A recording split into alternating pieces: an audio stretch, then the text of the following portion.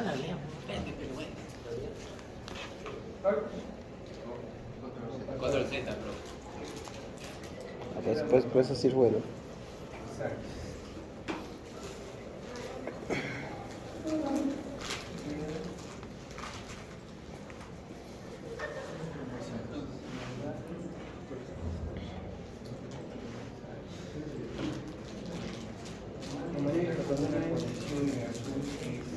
Ajá.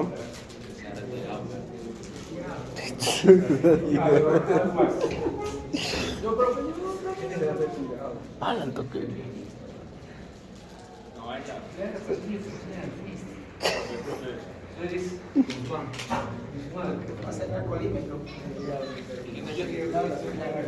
Yo estoy abajito, profe, yo. Está borracho. Quitar esa cosa. Está borracho, Gracias. ¡Qué sobre!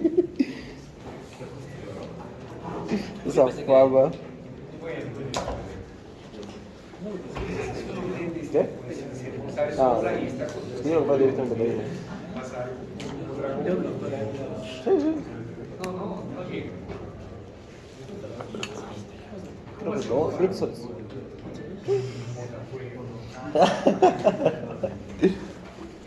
Que hace lo mismo, pero después un business, un podcast.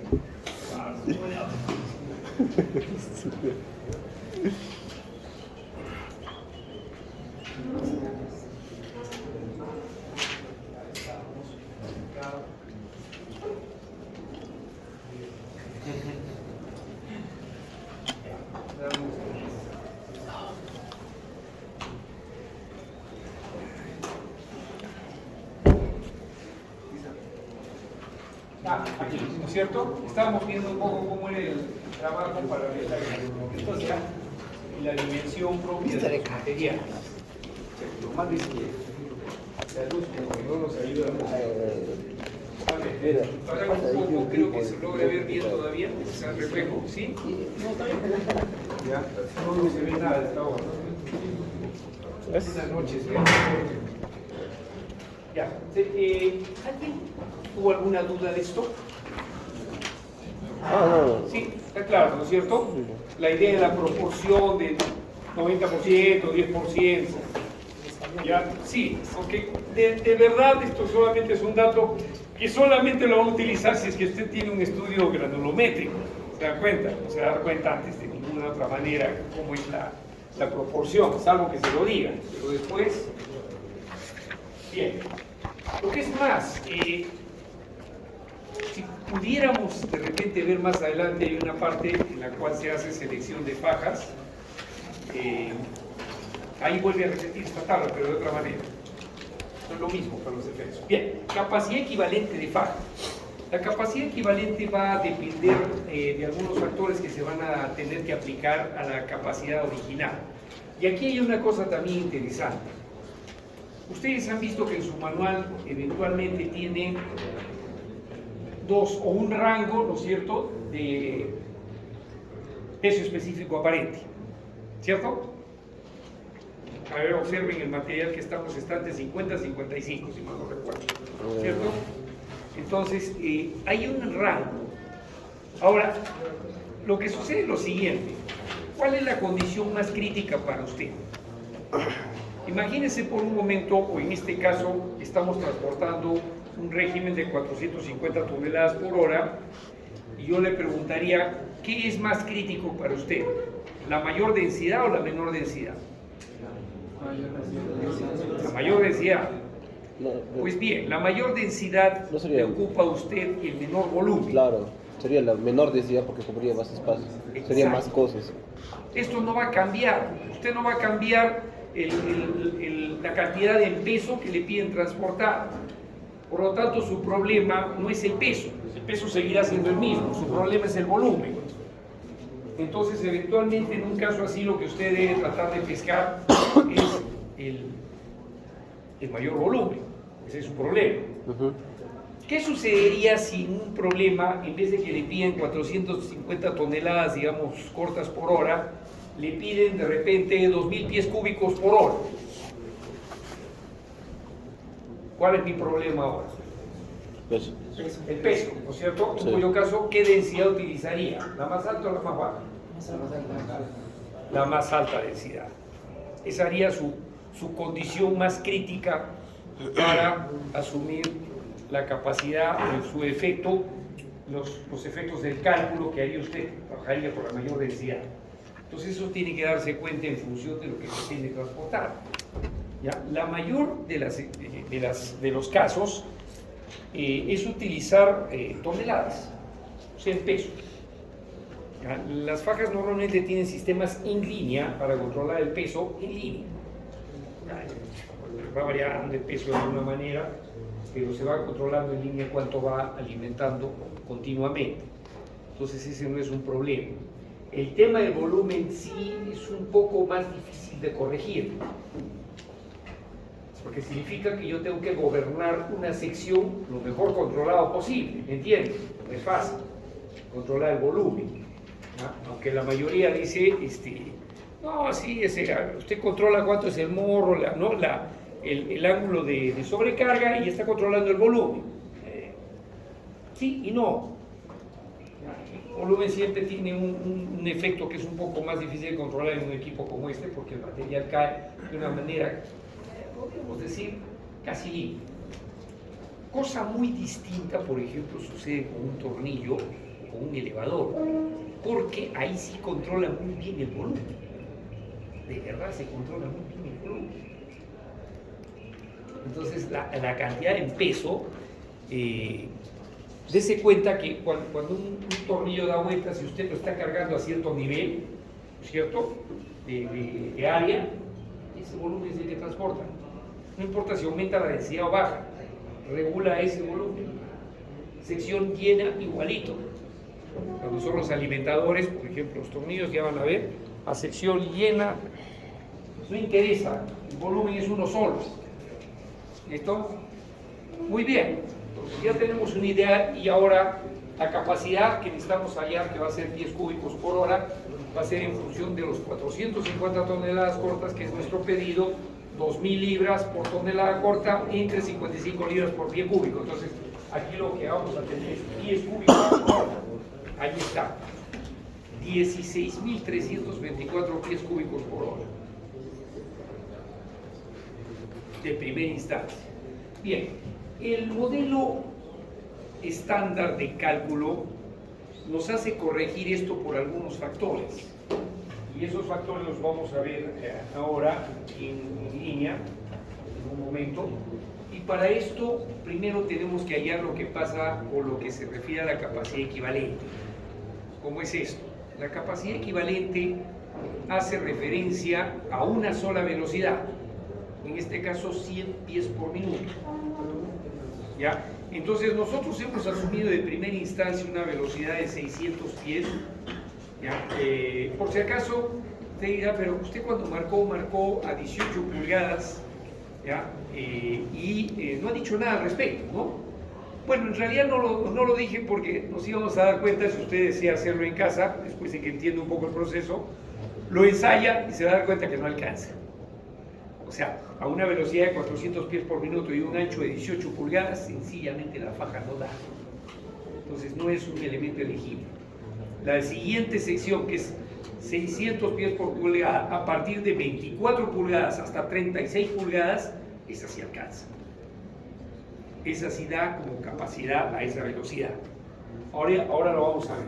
Bueno, lo cierto es que a 600 pies por minuto vamos a convertir esta capacidad, ¿cuánto transporta en 100 pies por minuto? Esta proporción.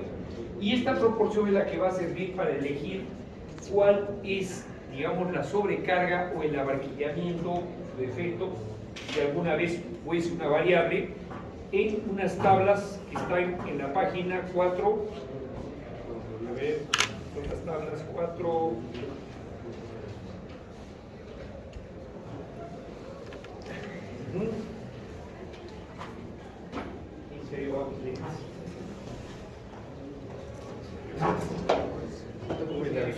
¿20?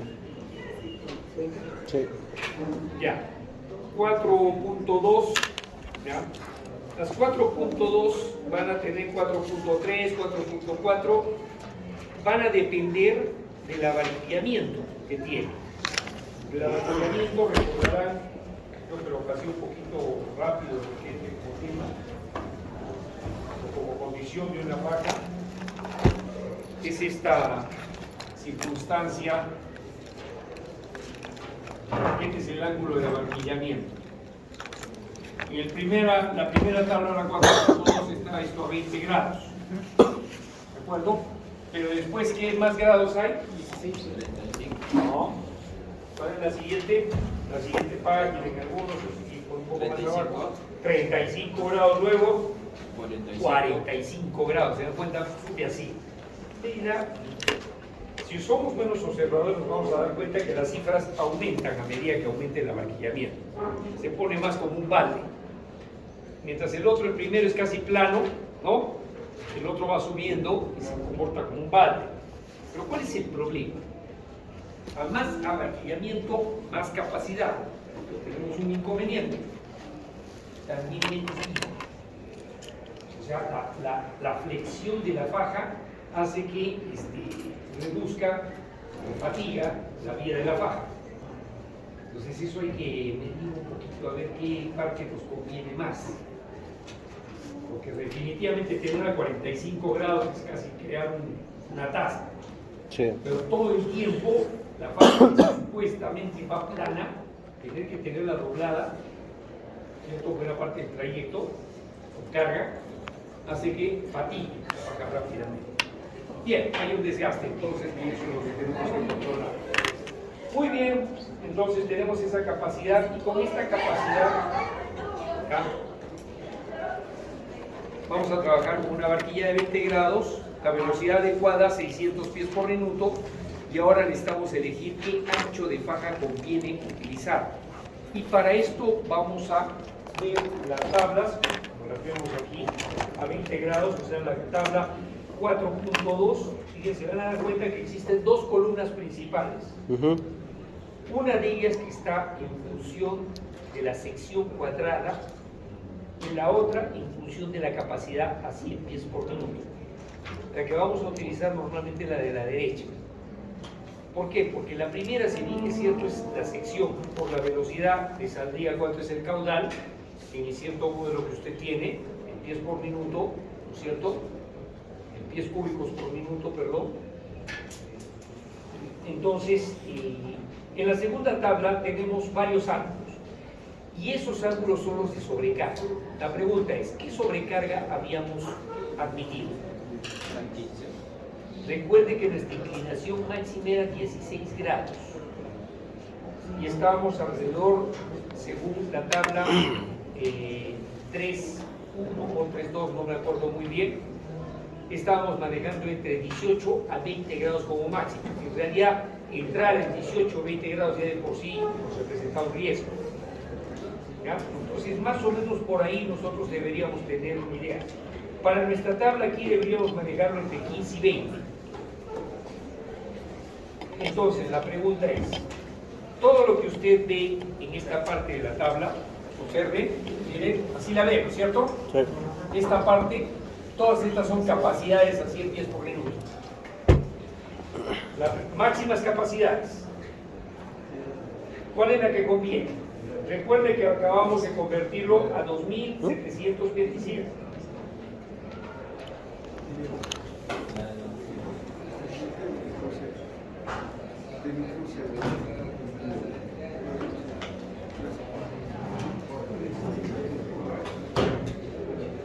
Por ejemplo, a 30 pulgadas, ya, con 15 grados de sobrecarga, yo tengo 30 pulgadas. 2.772, recontra ajustado, ¿se dan cuenta? Podría mejorar hasta 20, hasta 3.000, o sea que entre 18 podría tener ajustado. Más o menos estaría alrededor de una capacidad máxima que supera un 10% de lo que yo necesito. La pregunta es, ¿está usted seguro de que en el tiempo usted no va a necesitar un aumento de producción? No. ¿Se da cuenta? Ese es el problema. Si tú te restringes a la selección de una faja que está exacta, ya no puedes aumentar nada, porque tu volumen te va a ganar. ¿Se entiende la idea? ¿Qué va a pasar? Pues en la realidad va a empezar a derramarse, ya no da más. Entonces normalmente tenemos que tener un arresto 20%, 25%, porque en aras de que usted imagine que de aquí en los siguientes 5 años, que el proyecto podría, digamos, durar como diseño de faja, pues usted tenga la posibilidad de aumentar producción con una seguridad muy buena. Si tengo 25% todavía libre, 10% me va a dejar todavía un 15% para cualquier eventualidad. ¿Se da cuenta?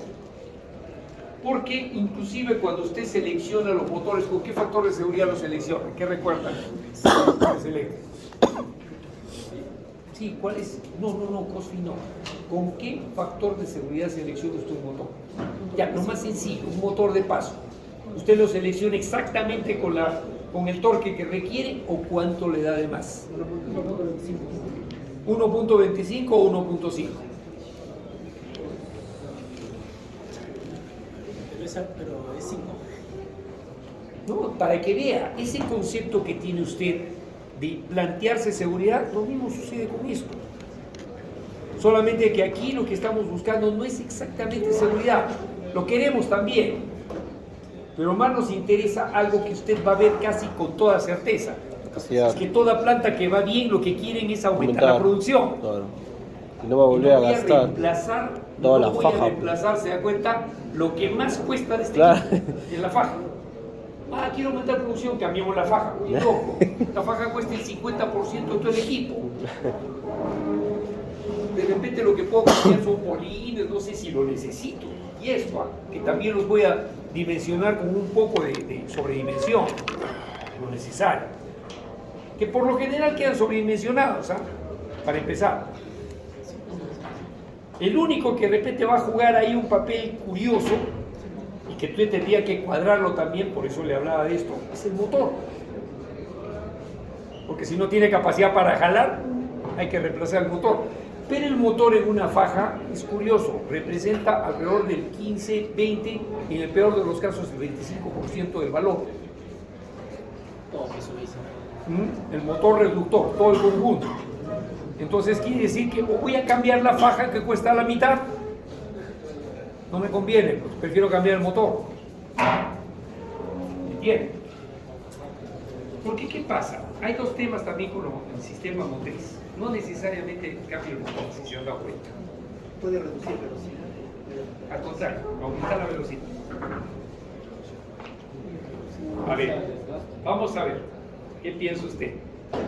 ¿A qué es igual la potencia? Voltaje por corriente, torque por velocidad angular. Torque por velocidad angular o fuerza por velocidad. Tal. ¿Ya? ¿Qué pasa si aumento la velocidad, el ómega? El torque baja. El torque baja. Así es, la tensión sobre la faja baja. La Yo baja. acabo de aumentar el volumen. Claro, la baja reductora, Claro, porque acabo de no. aumentar la velocidad. La velocidad para el volumen significa caudal por velocidad. Pero no llega el momento en El caudal, perdón, es velocidad por sección. Pero no llega el momento en que el motor se podría sobrecargar. Pero precisamente porque me digo es que aumento la velocidad. La velocidad hace que aumente el caudal. Pero el caudal es sección del área que no va a variar, voy a seguir, por velocidad. Y el torque lo voy a reducir. ¿Qué pasa? Que las velocidades en las fajas, de repente uno no lo observa. No se corre mucho por seguridad. ¿Qué pasa cuando corre demasiado? Lo más probable es que tenga derrames. Se agita demasiado la faja, ¿se dan cuenta? Por eso normalmente los límites de velocidad trata de trabajar bajo. Pero, ¿qué pasa? La mayoría de compañías, como les expliqué al comienzo, corren. Las más tablas que usted ve aquí se sientan en la noticia. Usted ve aquí límite 600. Esta faja, por ejemplo, estaría corriendo una compañía 800. 800 mil por. Eso aumenta la producción. Yo lo que sé es... Claro, efectivamente. Pero eso sí significa un cambio. Ese cambio no es que sencillamente aumente la velocidad con un variador o algo por el estilo. Para que esté estable el sistema, tengo que cambiar el reductor. Y eso hay un cambio de orden de torque.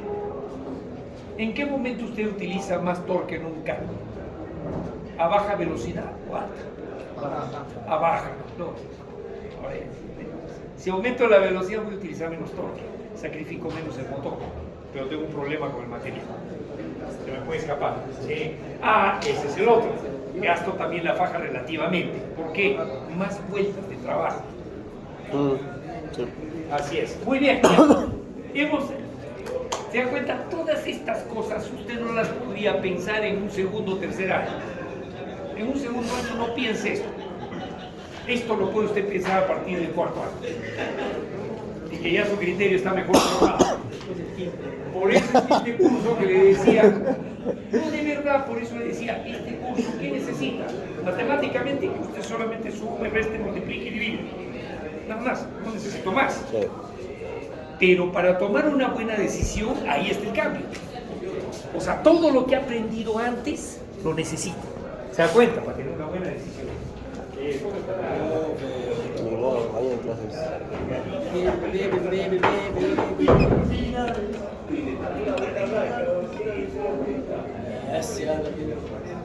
Oye, ¿sí no te ves el mantenimiento? ¿Cascan?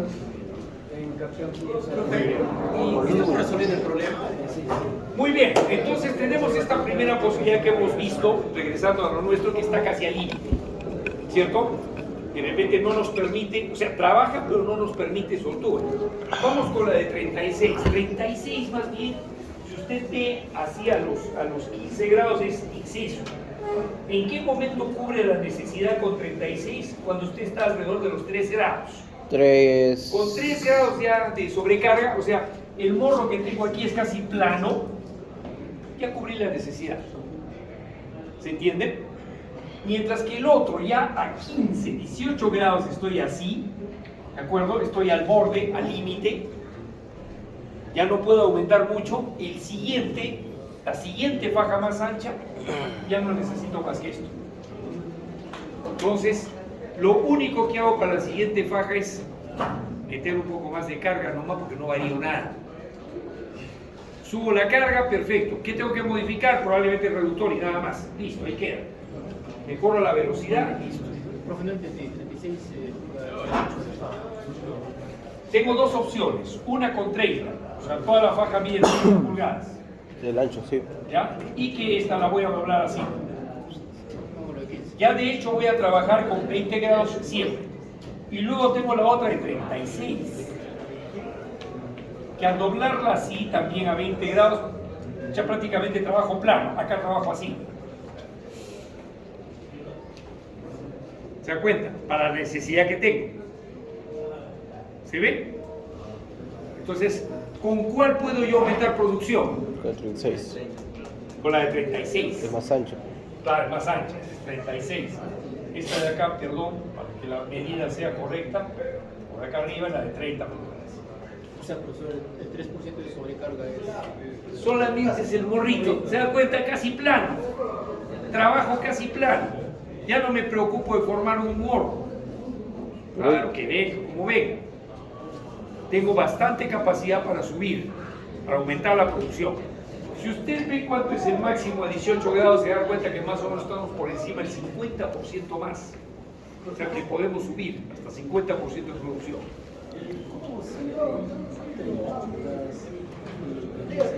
Regresamos.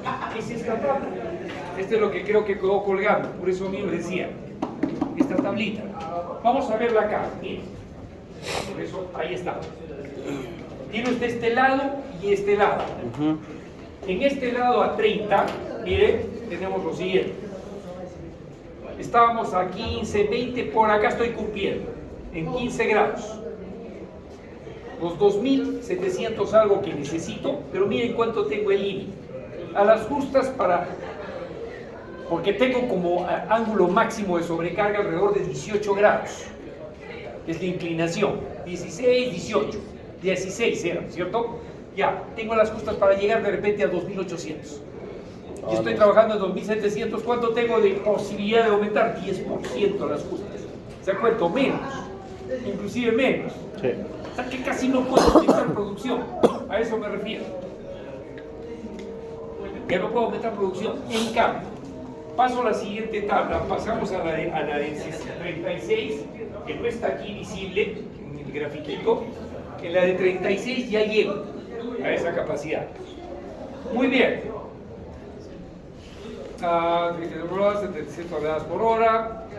Este sería el límite a 15 grados. 2772. Claro, ¿Qué es ese triple? a 15 grados. Ahí está la cifra. Ujú. 4107.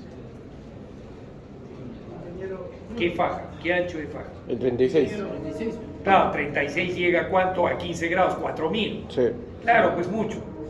Pero... Por eso, en 36 con 3 grados nada más, reduzca casi 0, con 3 grados ya estamos bien. Ingeniero, y si aumento el ángulo de reposo, también tengo que... El ángulo de reposo es un elemento fijo.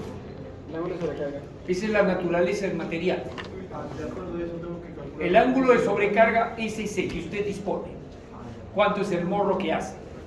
Pero para diseñarlo, el ángulo de reposo... No, lo que pasa es de que, a ver, creo que no se ha entendido esa parte. Ha quedado flotando. El ángulo de reposo es un ángulo natural del material. Usted lo hace así, lo suelta a granel y forma eso. Este ángulo de acá es el ángulo de reposo. ¿Ya? Pero ¿qué pasa? El ángulo de sobrecarga sí lo formas tú. ¿Cómo es eso? Este ángulo de acá, ¿cómo quieres que se transporte?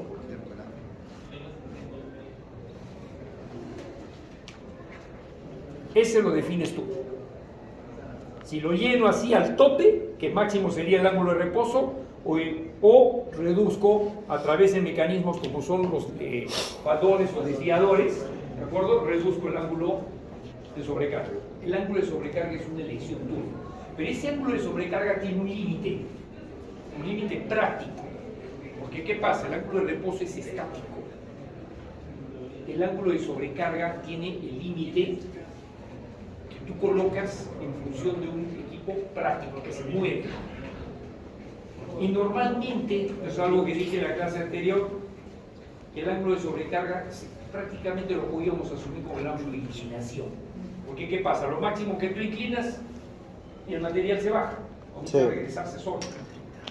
Entonces tenemos ese límite. ¿Para qué arriesgarnos más? En nuestro ángulo de inclinación que arrojaba el sistema era 16 grados. Esto quiere decir que, y en otras tablas veíamos que podíamos llegar hasta 18 grados. ¿Se acuerdan que en una parte combinamos, pero dije, estas tablas son de sugerencia? Porque nuestro ángulo de reposo, ¿de cuánto es? De 20 a 29 grados. Es alto. Ese es estática. ¿Qué otra información les di ese día? Está en el texto. El ángulo de sobrecarga es máximo entre menos 5 a menos 15 grados. ¿De acuerdo?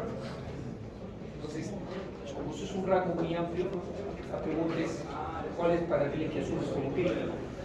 Y yo les dije, no se hagan problemas. Si existe ángulo de inclinación, asuman ese. Si es que no había. Si es que no había, dije.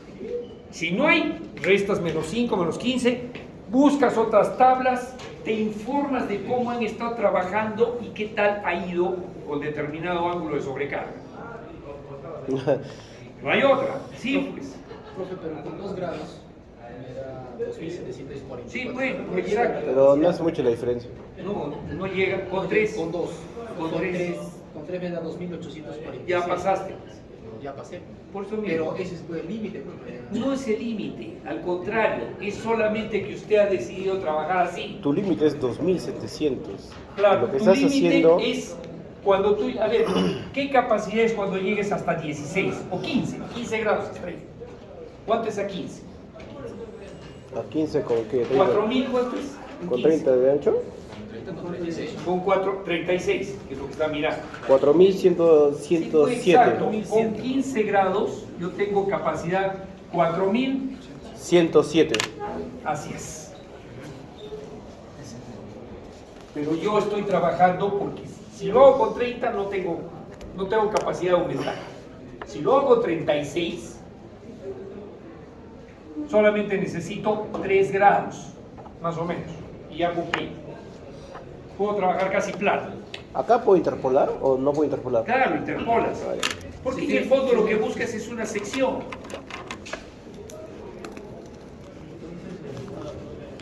¿Se ve la idea? De verdad. O sea, Reitero, el ángulo de sobrecarga lo eliges tú, lo maquinas tú, lo haces que se llene la faja como tú quieres. Eso lo gobiernas tú. El ángulo de reposo es un ángulo natural del material. Ya, pero profesor, ese de 2752, esa capacidad puede ser un poco más, ¿no? Esa es la capacidad. Es la capacidad en la sobrecarga que tú estás planteando, o que por lo menos esperamos plantear para que cumpla lo que quiero transportar.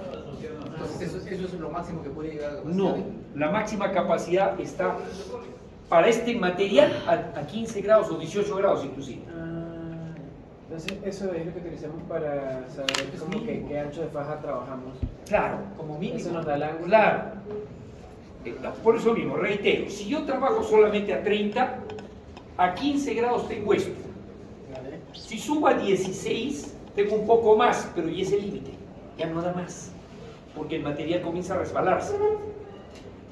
Se cae por los costados, Ya. comienza a escurrirse, ya no puedo subir más. Ya. Así es, ese es el problema. ¿Y dónde decía eso?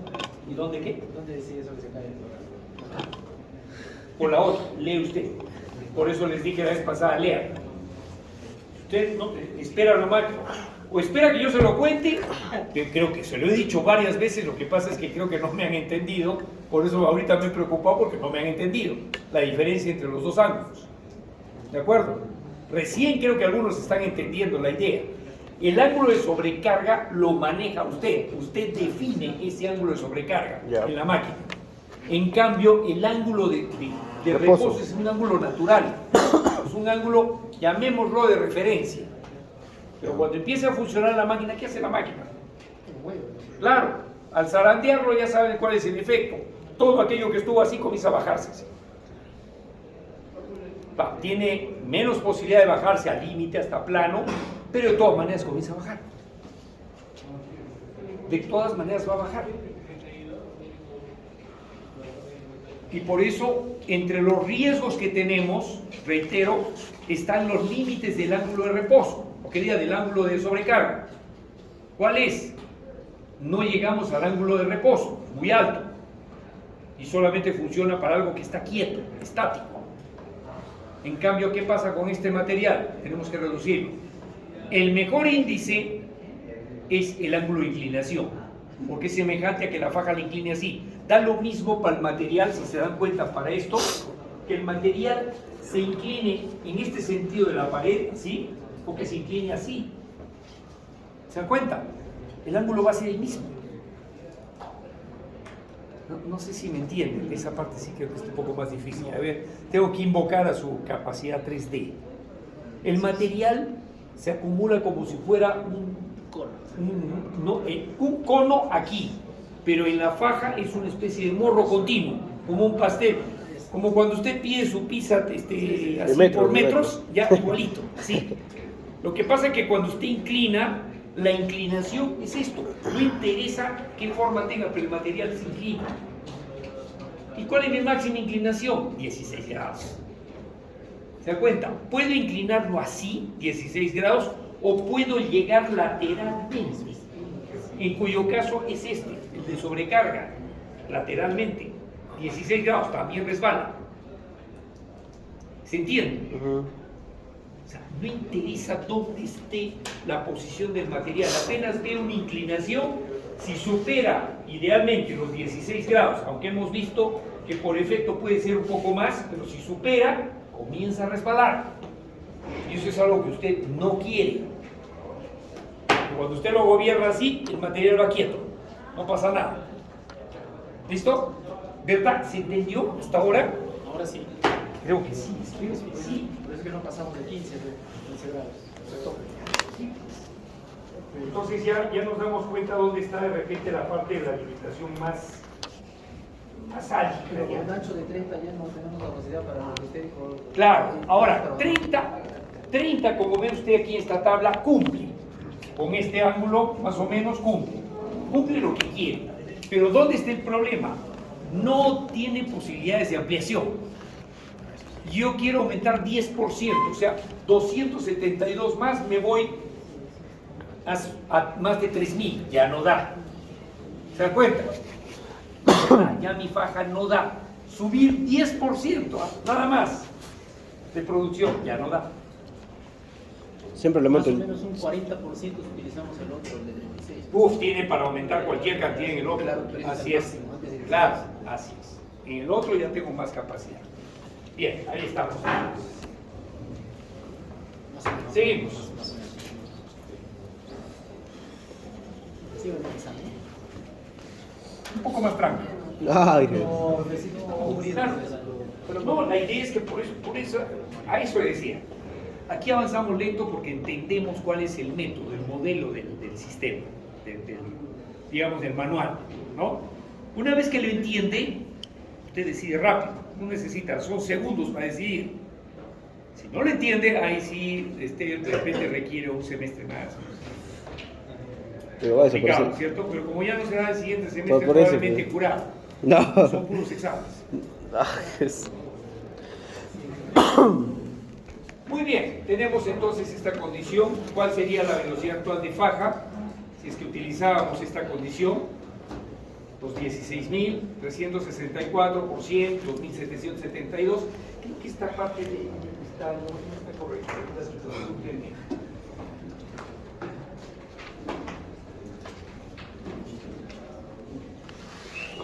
Bien, es cierto, tengo el mismo material para esto. Vamos a utilizar cada último.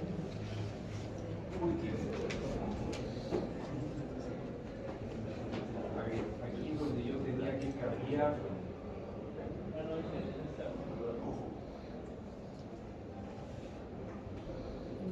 Cuatro, 30.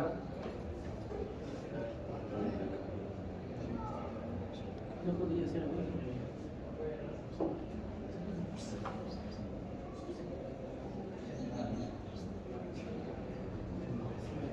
Sí, no tengo esa modificación acá, lo tengo entonces con otro curso. Ya, no se preocupen, vamos a trabajar con la faja, digamos, al límite, pero ya sabemos que en realidad no deberíamos tener esa condición de límite porque nos impide de repente ampliar.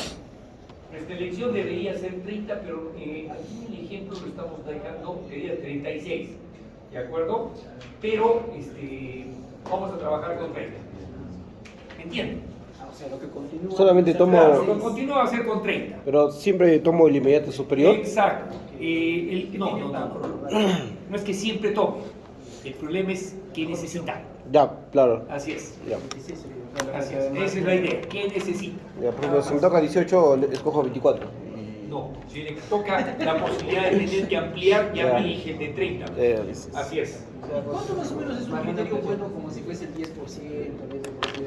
Si esa faja, digamos, salía 2.900. Hay una regla clásica de ingeniería que no siempre es para aplicarla así como se la cuento, pero es más o menos 10%. ¿Ya? Si O sea, Que más o menos cuando usted calcula una máquina, siempre piensa en la posibilidad inmediata de tener que subir un 10% por alguna razón, ¿no? O de que de repente su producción o su capacidad caiga en un 10%. Ya. Entonces ¿Ya? lo interpolo Y para eso 10%. debería estar dentro del rango de lo que usted espera. Ya. ¿Ya? Pero ¿qué pasa? Por eso la explicación bastante extendida de mi parte ahorita, para entender por qué de repente puedo elegir una faja de mayor ancho. Porque si en mi mente y después de una reunión de conversación con todo el staff me dicen de aquí a 2 años o 3 años vamos a aumentar entre 10 al 15% de producción, yo tengo que elegir ya otra faja. Esta no me sirve. Desde el arranque, me sirve ahorita, pero de aquí al siguiente año o 2 años ya no me sirve, porque vamos a aumentar. Ya está cantado que va a aumentar. No voy a cambiar toda la faja por eso. ¿Se da cuenta? Esa es la idea. Ese es el concepto que guarda usted en su cabeza. Ahora, usted dirá, pero va a estar recontra sobredimensionada, ¿sí? ¿Cierto? De alguna manera está sobredimensionada, pero está esperando usted capacidad de producción. Ingeniero, pero esa faja que usted dice que se cambiaría, ¿sería la misma estructura o también tiene que cambiar la estructura? No se cambiaría nada. Buena, interesante la observación. Sí, el problema es que si yo cambio de faja para una faja más grande, tengo que cambiar los polines también. Es lo más probable. Ya va a ser el mismo ancho. Así es. Porque los polines se adecúan a ciertos rangos de faja. Esa también puede pesar esa decisión. Muy buena observación. Si yo tengo que cambiar de faja, fíjese lo que me costaría, no solamente cambiar la faja, sino de repente hasta los polines. Prácticamente desde cero. En cambio, si la otra ya lo tengo grande, ya está, pues ya ahí funciona nomás. Lo único que tendría que cambiar es la parte motriz, que va a depender de la velocidad que voy a utilizar y también va a depender del torque que requiero. Cierto, de repente, al final no me cumple, porque eso depende, ahí está la segunda parte también, de la elección del motor que haya hecho. Si vuelvo a elegir un motor ajustado, ¿no? Exacto para la producción que tengo y no para ampliación, o sea, 10, 20, 25% más, tengo que cambiar de motor, pues ¿qué voy a hacer? No me da.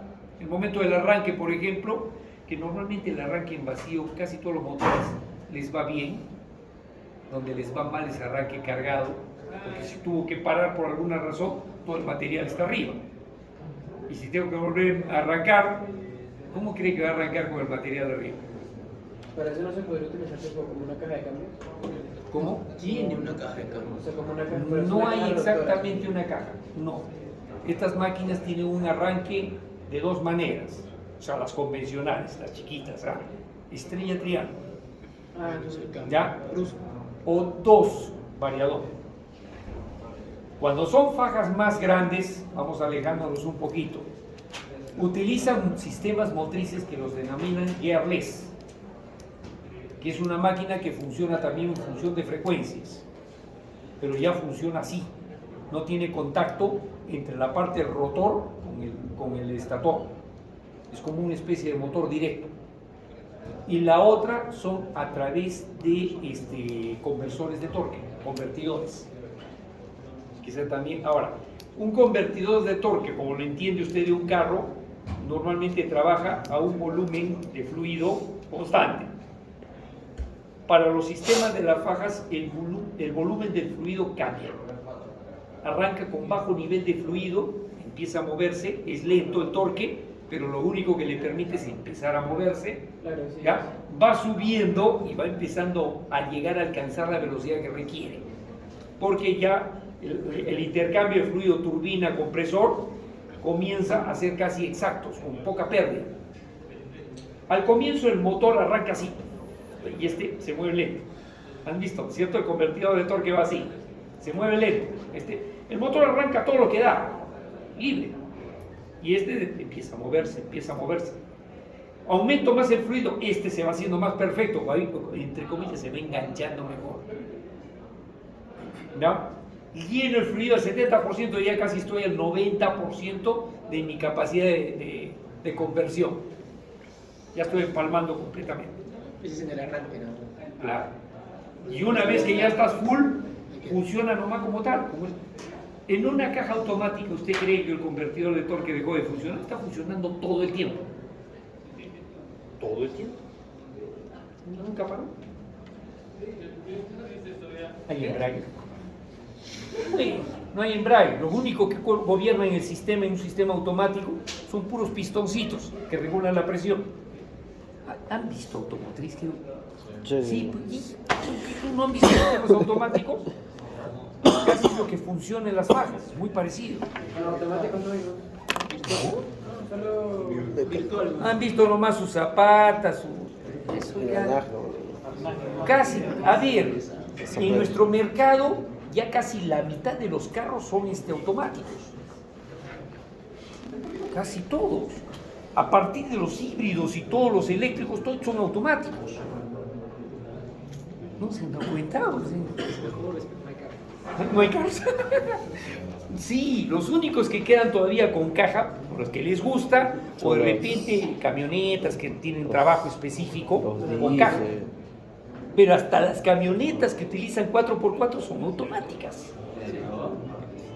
¿Se dan cuenta? Tienen el enganche automático. No ha cambiado de carro hace cuánto. Prefiero las mecánicas. Ya, sí, ya el mercado automático sí es pues bastante extenso. Sí, algunos no prefieren mecánicas. Si usted va a un país desarrollado se da cuenta que más bien a algunos les gustaría tener mecánico. Acá lo contrario, a algunos les gustaría tener automático todavía. Pero ya casi la oferta es automática. ¿Tú tienes mecánico? Siempre el mecánico. No, es que estamos acostumbrados al mecánico. Mire, ¿cuál cree que es el problema del mecánico contra el automático? Vamos a hacer así un altito. Desgaste.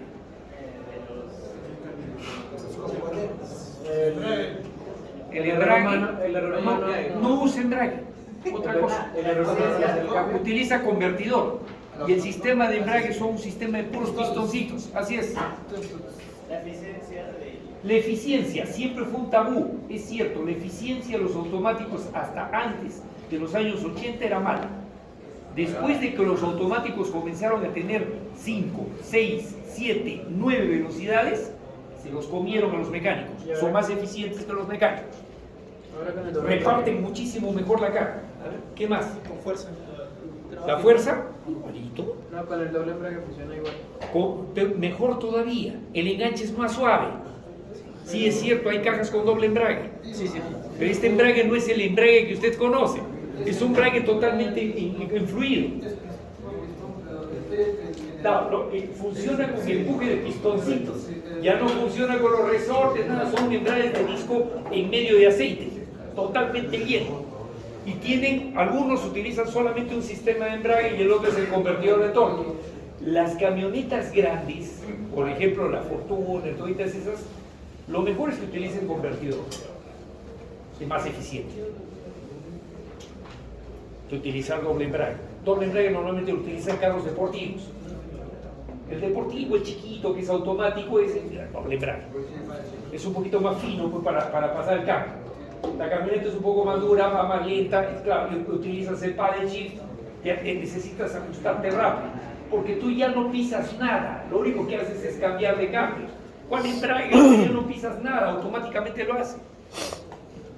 No sé, manejan aquí automático, un deportivo con paddle shift.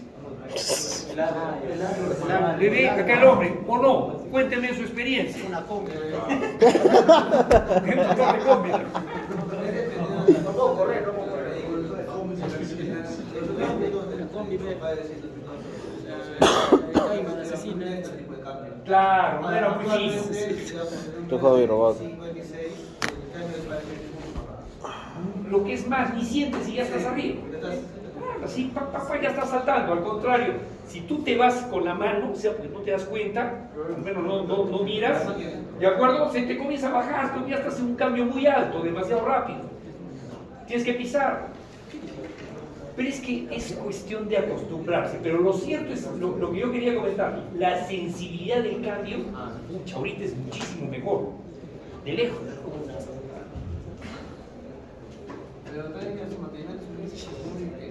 Me estás hablando de un BMW, ¿qué esperabas?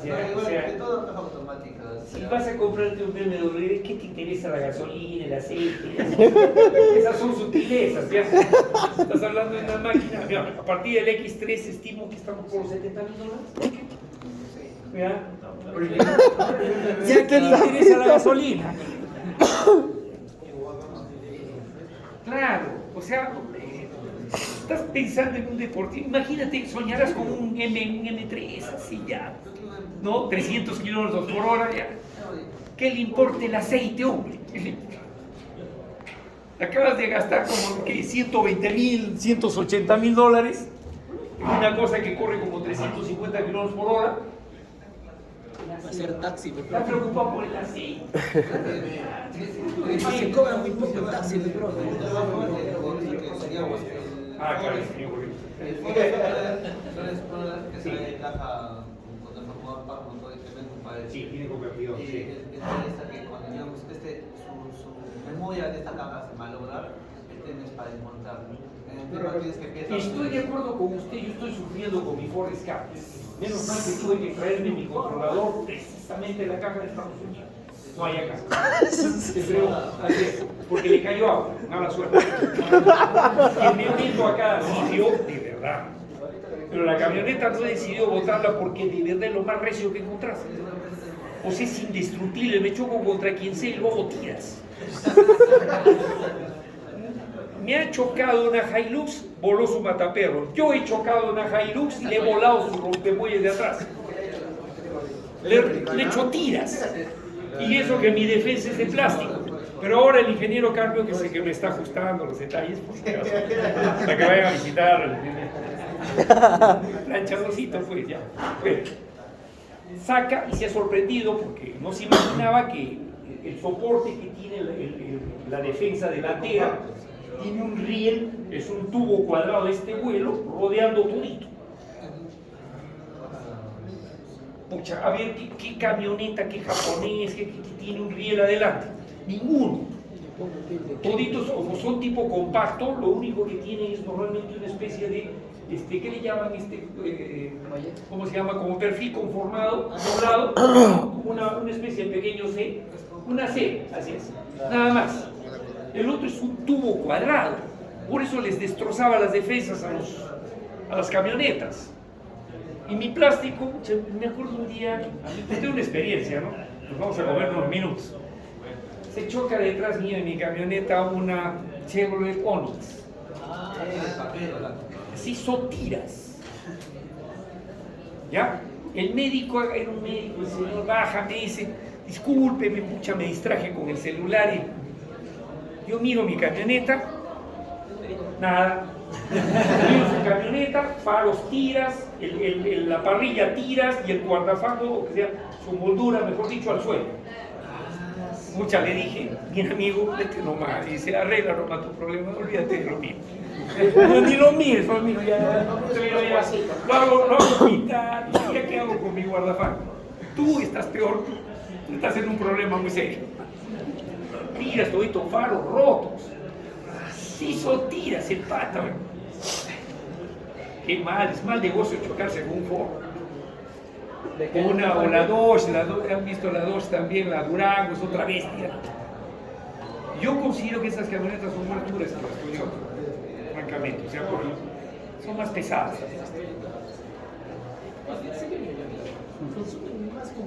¿Sí? Pero dicen que tiene un regulador de... Sí, pero cada uno trata de ahorrar un poquito más. En general, el japonés es más ahorrativo, no lo puedo negar. Pero la respuesta a potencia, la respuesta a torque, creo que el americano le gana. La respuesta, no es que no quiere decir que no llegue al torque adecuado, llega.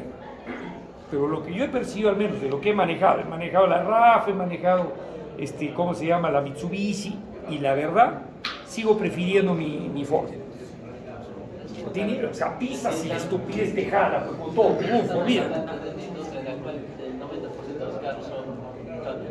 Sí, pues, bueno. Y por eso que la reconstrucción, porque te iba a vender, pero de verdad, mi esposa como trabaja en zonas rurales, no hay otra camioneta que resista ese vuelo. Se mete a tierra, se mete a fango, se mete al río, o sea... Mejor sería un Explorer, efectivamente, pero es demasiado costosa también. Estamos hablando, la base de un Explorer ahorita estará ¿cuántos? Por los 60,000, me imagino, $60,000. Y llegará pues hasta cuánto, a una que le llaman XLT, ¿no? ¿Cuál es la de más alto vuelo de Explorer? La ST. No, tiene otro nombrecito. La ST, ST, ¿no? ST es la full, ¿no? Sí. ¿Estará pues cuánto? $90,000, me imagino. Por ahí. Hasta 100 de repente, sí, de repente la versión. Ya, pero si ya se gasta $100,000, prefiero comprarme un departamento y lo que dé puro taxi. Bueno, regresemos a lo nuestro, nos hemos distraído con carros, que siempre es un tema apasionante entre los mecánicos. Sí, les gusta hablar de carros. Sí, ya nos vamos. Ya, ahora sí. Despierten, buones. Buones.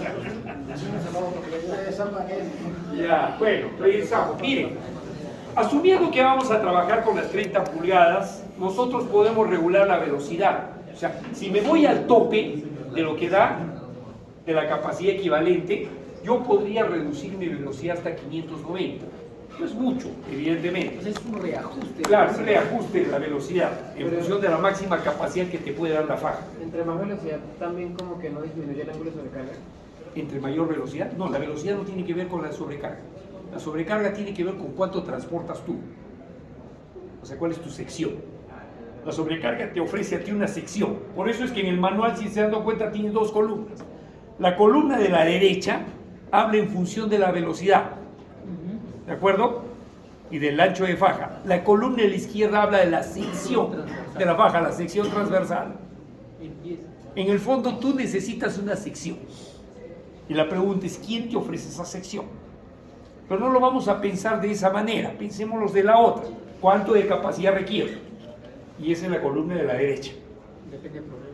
Así es, depende del problema. Porque normalmente esto de la sección va a ser útil, se retoma, no vamos a llegar desafortunadamente con ustedes, cuando uno ve descarga.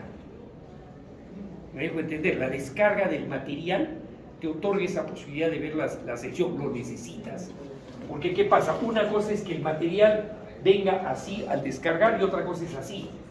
La velocidad de este es más cercana a este, el penacho es casi continuo. Este no, este se abre. Por eso es que es necesario saber esto. Cuando usted logra saber eso, también diseña la boca del chute de descarga. El chute, necesita ver cómo llega.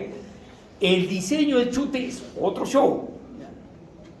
Y lo que es más, la mayor cantidad de las fallas o paradas de las fajas, promedio estadístico, no son por la faja misma, son por los chutes. Los chutes suelen fallar eventualmente de todo lo que es el blindaje, la forma en que se atoran, también utilizan eventualmente camas de impacto. ¿Saben? ¿Han oído hablar qué es eso? Las camas de impacto son como una especie de recodos donde el material queda, pero el material que viene se golpea contra sí mismo, ¿ya? Para evitar que se maloren las paredes, golpea contra sí mismo. Pero ¿qué pasa? También se pueden atorar, se bloquean y ya dejan de funcionar como usted espera que funcione. Entonces, ¿qué pasa? Los ensayos para diseñar un chute básicamente han mejorado muchísimo, valga verdad, se ha ahorrado mucho dinero en el tema a través de elementos discretos. Han visto, ¿cómo se llama? Elementos finitos es materiales continuos. Elementos discretos son esos ensayos que hacen con bolitas que rebotan. Ya, para su información, aquel que se anime a ver el tema, ustedes siempre bien curiosos, por cierto, ¿ya? El ANSYS último que hemos comprado, que es para investigación, ya tiene elementos discretos. Tiene metido el Rocky dentro. ¿Y por qué tiene el Rocky dentro? ¿Saben qué es el Rocky, no? Rocky es un software que se ha utilizado mucho en minería para estimar la forma y el comportamiento del material como grano, como rocas, grano, rebota. ¿De acuerdo? Algo que no puede hacer elementos finitos porque lo ve como un continuo, como un flujo desigual. Ya, Rocky era una compañía independiente, sino que la ANSYS se la ha comprado. Y al toque lo he integrado al sistema de ANSYS Professional, ANSYS para investigación. Y ese es el que hemos comprado. Y hasta el momento solamente un ingeniero se ha metido un rato a investigar ahí, que es Alcázar. Se supone que iba a ir Valdés también a hacerlo, pero parece que no tiene tiempo. Y estamos perdiendo el tiempo ahí. O sea, tengo ahí un destroyer y nadie lo usa. Como que acabo de adquirir una máquina de guerra así potentísima y está ahí esperando su oportunidad. Usted sale a pelearse en su curso con sables y bayoneta y ahí tiene usted un cañón láser. Regresamos a lo nuestro. Para la tesis, para la tesis. Luego tenemos lo que es seleccionar de alguna manera los polines, ¿de acuerdo? Esta serie A ya no se utiliza en, ¿cómo se llama? En lo común para fajas. Lo que es más, ya en ese manual ya no existe, es la quinta edición, la serie A, aparte a partir de la serie B. No es que no se fabriquen, se fabrican, pero su uso ya no es de uso industrial. Es de uso, por ejemplo, lo utilizan los polines para los autoservicios, mercados, en la aviación para las maletas, los polincitos así, que corren, ahí. Muy liviano, ya no es para uso de minería. ¿Ya? Entonces, a partir de la B en adelante es lo que tenemos. Tenemos de 4 o 5 pulgadas, ya serie C, serie D, serie E. Ya hemos visto cómo son los polines, ¿se acuerdan? A partir de la serie C tenemos rodamientos cónicos, inclusive con ¿cómo se llama? Sellos de trampa, o sea, realmente es bien complejo. Son costosos, pero son bastante robustos, súper resistentes, ¿no? Entonces, se ha dicho que cuando usted tiene una densidad relativamente baja, que es que aquí donde estamos, normalmente utilizo un sistema liviano. Entonces estaría en B y C, hasta servicio medio de repente. Medio es de 75 a 129 libras por pie cúbico y pesado es de 130 hasta 200. Estos, por ejemplo, son minerales de hierro, roca de cobre, están por acá, entre estos dos.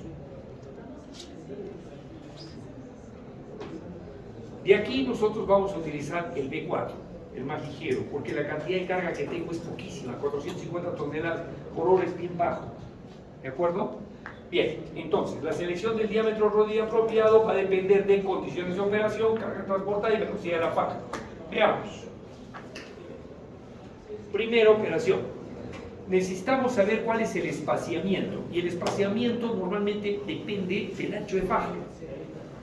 El espaciamiento en la zona de carga va a depender del ancho de faja y por otro lado la densidad del material que tiene. O sea, ¿qué pasa? Esta tabla está jugando con un aspecto que es clásico. Si yo tengo mucha densidad, ¿qué va a hacer con la, no es cierto? Si tengo un espaciamiento muy grande, ¿qué va a hacer la faja? Esto, ¿no? Se va a hacer pues curvas, ¿de acuerdo? Entonces voy a tener que reducir el espaciamiento. Por eso es que miren, a 18 con bajo material 5.55, pero si yo aumento la densidad, miren, bajo el espaciamiento. Tengo que hacer los polines más pegados, porque si no se me hace panza. ¿Se entiende? Estoy hablando de la forma más criolla posible, ¿ya? Va a ser panza, y eso no es bueno. Lo que es más, normalmente no se debe permitir más allá del 1% zona de carga, lugar más tenso. No debe tener la curva una flecha mayor al 1%. Flecha. Muy bien. Para este ancho de faja, entonces, de acuerdo al peso que estamos entre estos dos, no vamos a tener mucho problema porque la medida es la misma, 4.5 pulgadas en espaciamiento de polines de carga y en retorno 10 pies. O sea que tenemos así cada distancia más o menos entre el retorno y 4.5 que más o menos será así entre polín y polín de carga. 4 pies. 4 pies del rey. 10 es un poquito más largo. El pie es más o menos talla 42. Un pie. ¿Sabían, no? ¿De dónde viene el pie? El rey San Quilardo agarra en Inglaterra y dice: esta es mi medida. Sí. No, ya, fréense, córtenle la cabeza. No quiere aceptarlo. Ingeniero, sí. ¿Y esa distancia entre polines tiene algo que ver el ángulo de inclinación del polín? Interesante, no. No, en general no. Pero la inclinación de la Sí, más es por la relación de peso. Sí. Por eso están las densidades ahí. No tiene que ver con la sobrecarga también. No, es la relación de densidad, es la sugerencia. Ahora, esto no es una ley. Cuidado. Lo que es más, dentro del manual contempla la posibilidad de que usted cambie la relación de espaciamiento por alguna necesidad, típicamente por curvas. Cuando hace curvas, yo tengo que reducirla, sí, tengo que hacer más para gobernar la suavidad de la curva. Porque si lo hago así, espaciado, como si fuera un octógono, así, un montón de rayas. No es así. Tiene que ser mucho mejor Pero te da una idea. una curva suave. Te da una idea. Bien, por otro lado necesitamos también estimar lo que se llama la carga actual. La carga actual es una carga conceptual. ¿De qué depende? La carga de la faja, o sea, el peso por unidad de longitud de la faja, más el peso por unidad de longitud del material. Entonces ahí está M sub B, o W sub B, perdón, más W sub M. Faja, M, materia. ¿De acuerdo? Entonces, IL es todo eso, y si yo lo multiplico por S sub I, que es el espaciamiento, tengo la carga total entre polín y polín. ¿Se entiende? Pero como a mí no me interesa entre polín y polín, me interesa la mitad de un lado y la mitad del otro, porque cada polín va a cargar el peso, ¿no es cierto?, de una mitad antes y de una mitad después. Eso se llama carga tributaria. ¿Se acuerdan de eso? ¿Llevan ustedes estructuras? Sí. ¿Saben qué es carga tributaria? Ya que es raro, ¿sabes? Esto es mecatrónico, ingeniero.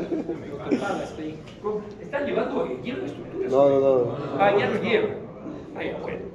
A ver, Es mecánico. miren, todos los perfiles cuando están en un techo, por ejemplo, yo lo voy a cargar, ¿de acuerdo?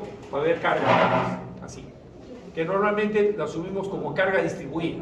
No le voy a extender todo lo que tenga de carga distribuida o cuál es el concepto, pero lo cierto es que toda esta carga distribuida, para cada perfil, que vamos a llamarlo larguero, que son los que aguantan el peso en un techo, en cálculo esta mitad más esta mitad de acá son las que carga este perfil. ¿Se entiende? Ya. O sea, ya sabe que usted que es así, es espacial, toda la carga, ¿cierto? Pero carga la mitad y la otra mitad. Que para los efectos, mitad y mitad es lo mismo que de aquí hasta acá, ¿cierto? A este concepto se le llama carga tributaria, o carga entre soportes. Mejor era eso, carga de soporte. Usted dirá, pero el soporte del extremo solamente carga la mitad. Sí, y así pasa a veces.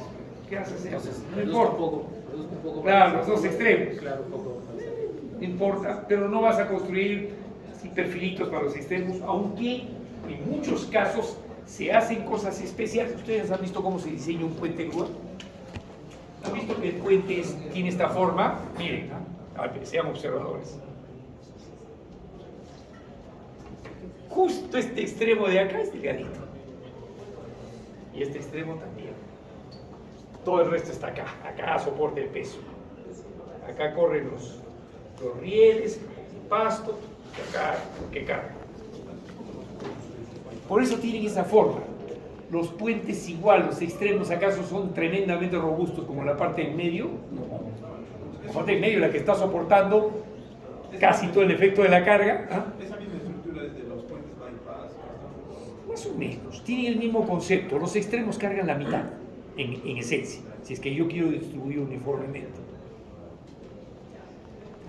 Es interesante ver esto, en verdad, esta parte la pierden ustedes como son muy mecatrónicos. Claro, esta parte estructural, pues si ya no van a tener esto, tenemos un problema con ustedes. Ya no van a poder firmar planes de esquema. La única excusa por la que un mecánico, esto ha sido una leche en el Colegio de Ingenieros en Perú, o sea, una discusión bien larga, los civiles no querían que los mecánicos firmen estructuras metálicas. ¿Por qué? Porque no tienen formación para eso, según ellos. La única manera, tranquilo, la única manera de confrontar eso fue demostrarle que casi todas las universidades, Agustín y nosotros toditos tenemos curso de estructuras metálicas, pero ahora ya no la tienen los mecatrónicos, por lo tanto, Eso también está hecho. No, ya no, está que hecho. no está pero hecho, en tu- estás frito, en cualquier momento reclama, no tiene curso de estructuras, cierre mecatrónicos, no firma, no Claro. tiene conocimiento de estructuras. Sí, pero reclama, te paras de cabeza ya. Así es. Ojo, ¿ah? Nos limita. Sí, de cajón. Lo que pasa es de que, vamos por partes. El civil puede firmar todo lo que es estructuras metálicas y también de concreto y de otros materiales. Los mecánicos solamente estructuras metálicas. Usted no firma nada de concreto, nada de esas cosas. Zapatas, columnas, nada. Usted no firma nada de eso.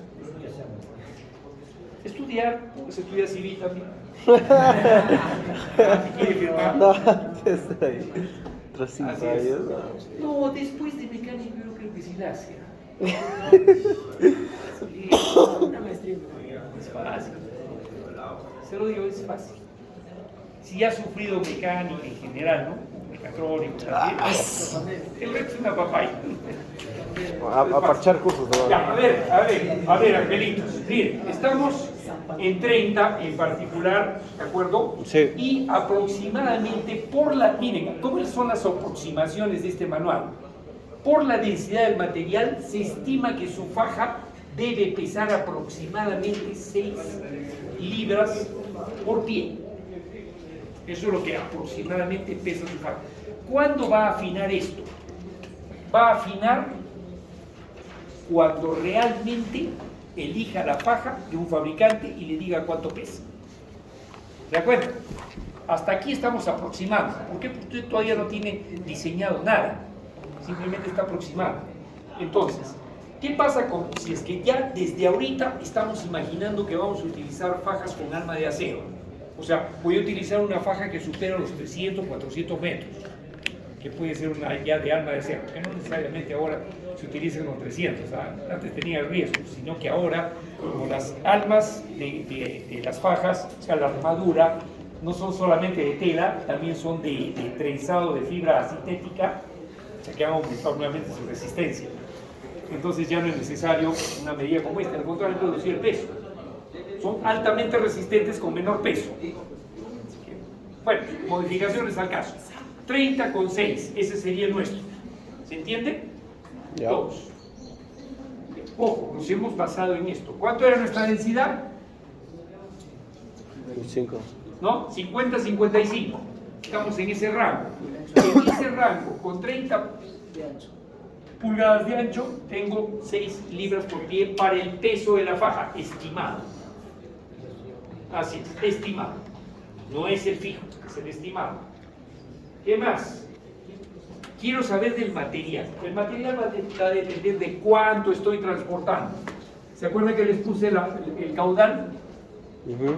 ¿Ya? Solamente que el caudal tenía que multiplicarlo por ¿quién? Por la densidad. Pues ya no lo necesito para hallar el volumen, ¿no es cierto? Aquí necesito de frente el peso, y el peso está expresado por las toneladas. Entonces, toneladas por 33.33 entre velocidad que esté en pies por minuto, pum, ya está. ¿Listo? Tengo de frente 25.4 libras por pie de longitud en material. Este sí es más exacto. Este no depende de que yo estoy suponiendo nada, es lo que voy a transportar. Espaciamiento 4.5, entonces multiplico. Sumo estos dos, multiplico por 4.5 y tengo 141.3 libras por pie de faja. Salud. Esa es la carga. Ah, no, que ya no es por pie porque ya está multiplicado. Perdón, es 141.3 libras por ancho de faja.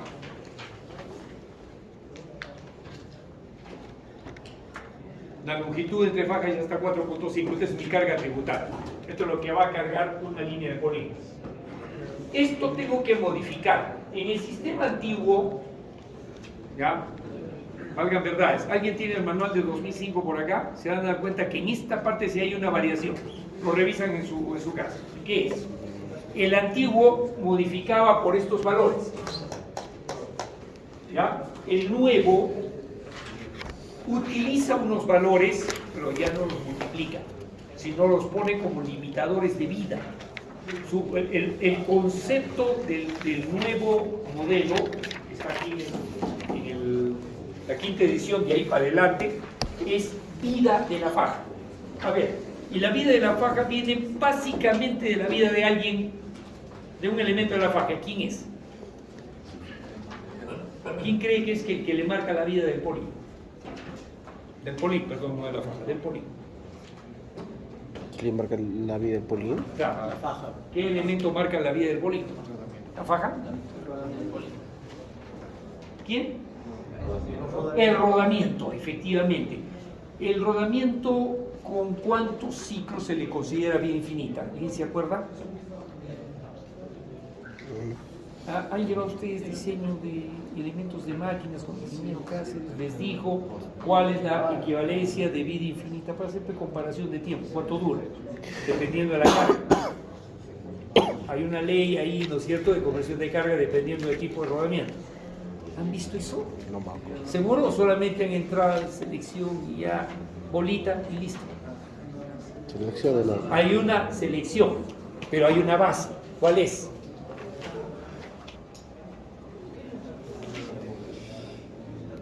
¿Cuál es considerado a partir de ahí vida infinita?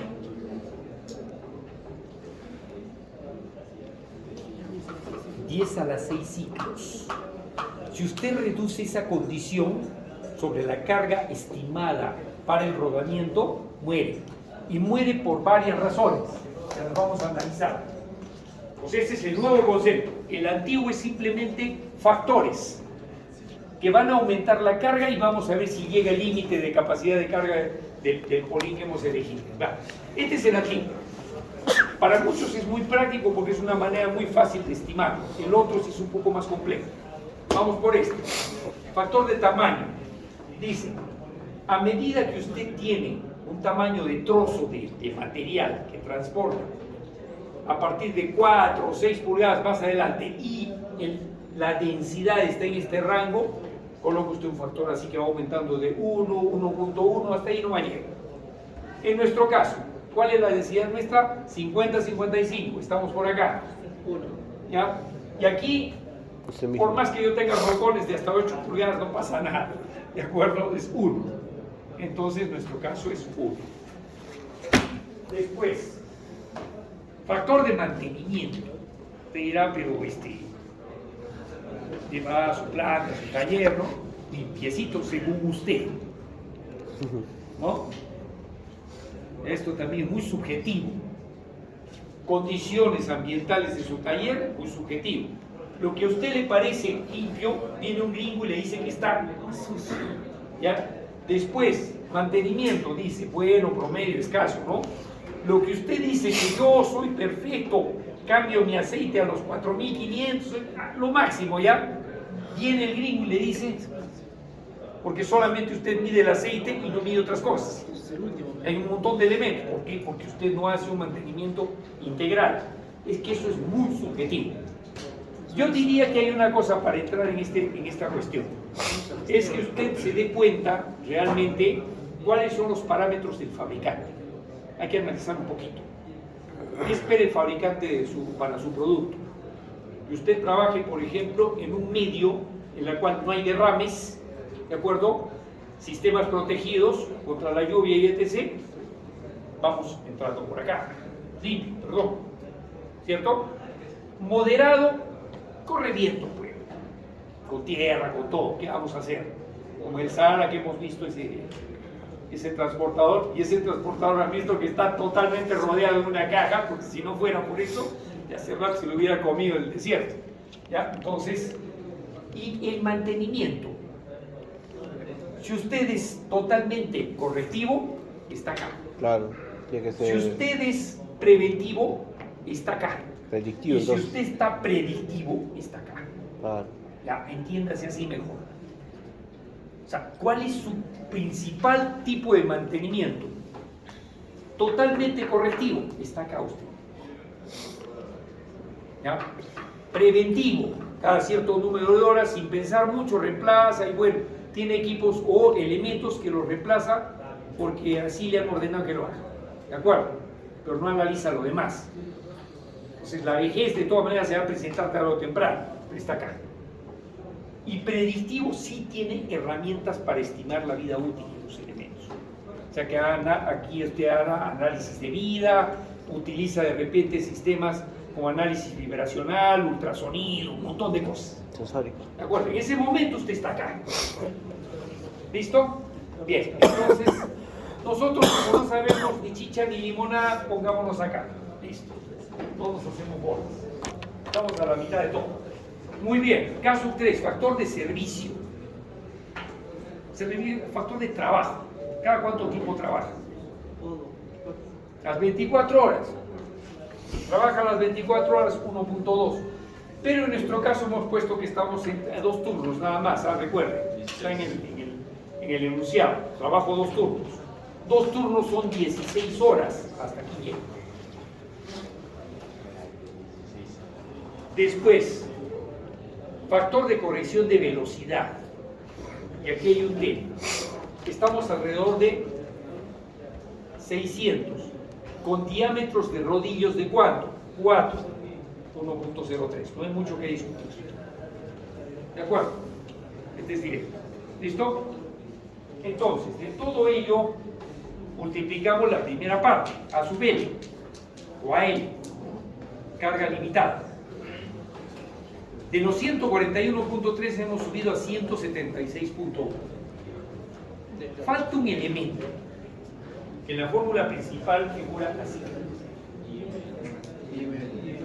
IML.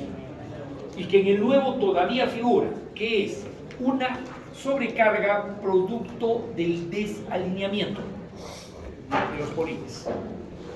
Y no me diga que no se va a producir, que yo le he metido teodolito y que somos perfectos.